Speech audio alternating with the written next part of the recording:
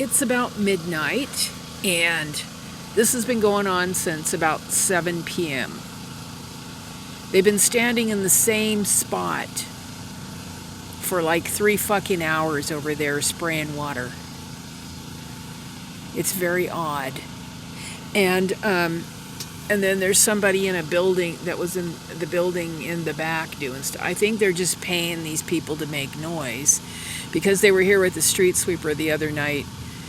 And the guy got in the corner here on the property and just stood there and blew and blew and blew for like 2 hours or so. And I finally went over, I got video, I know what company it is and everything. But this went on during the summer. They would come at like between 10 p.m. and midnight, and they would spray the trees. They would bring big spotlights. They would be like spraying over the vehicles of people who were sleeping in cars. There's also 2 assholes wandering around this area, and they're going into the park, and they're screaming really loud like they're calling for a dog or somebody.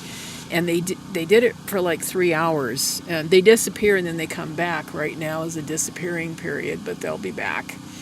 And I did call the Boise Police Department. They're as useless as the tits on a boar, so nothing is going to happen.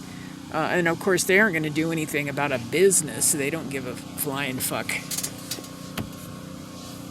These guys are making noise after 10 o'clock, which there's supposed to be some kind of a regulation that people are supposed to be quiet after 10 o'clock.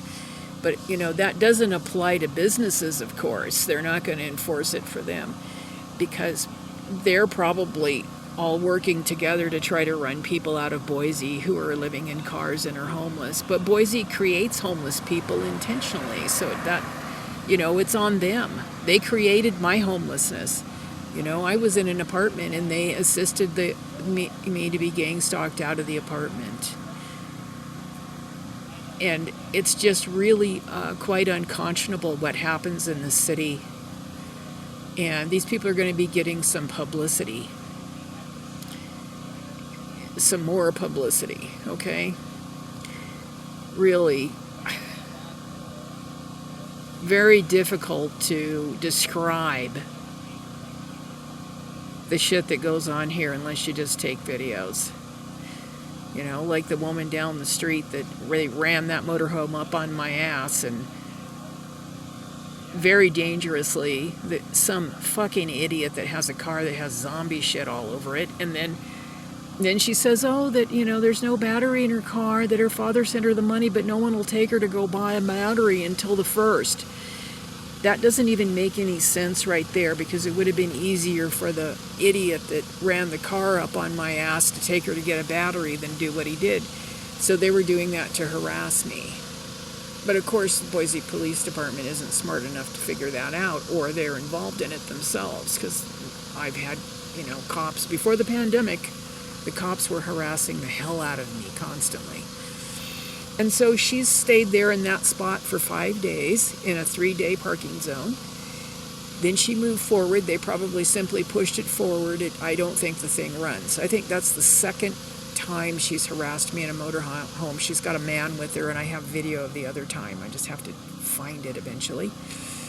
And then she stayed in the next spot for 12 days in a 3-day zone, and now she's moved forward into the spot where I was given a ticket after being told by parking enforcement they weren't enforcing the time limits right there, which is from 8 to 6 you can only park 2 hours. So that means that by 10 o'clock in the morning you have to leave.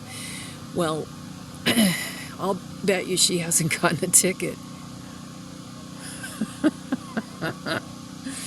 But maybe she has, I don't know. But if I was there as long as she has been doing all that crap, they would have towed my car. I can tell you that. Now, that day they gave me the ticket, if they'd have come just 5 minutes later, I would have been gone, because all I had left to do to get ready to leave was pull the covers off my windows. But they were there, Johnny, on the spot. Right on the, when the clock struck the hour, they were there. And